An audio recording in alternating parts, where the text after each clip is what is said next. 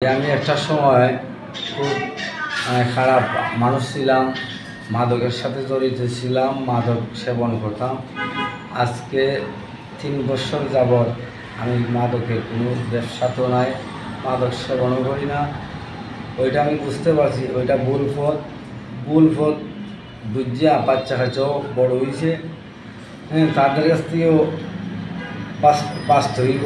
বাচ্চা কাচ্চা মাথা উঁচু করে তারাই দিব। 2টা বাচ্চা মাদ্রাসা লেখাপড়া করে, ওইটা আমি ভুল পথ বুঝিয়া আমি 5 ওয়াক্ত নামাজ পড়ি।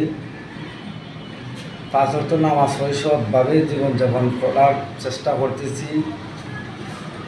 সৎভাবে জীবনযাপন করার চেষ্টা করতে গিয়া আমার ভাই, এলাকার 2-4 জন, জুয়েল, শফিক, এরার এবং শেখ জসিম, এদের অতিষ্ঠতায় আমার জীবনটা বাঁচানোর মতন নাই। আমার জীবনটা যেমনি সুন্দরভাবে বাঁচে, আপনারা চেষ্টা করুন।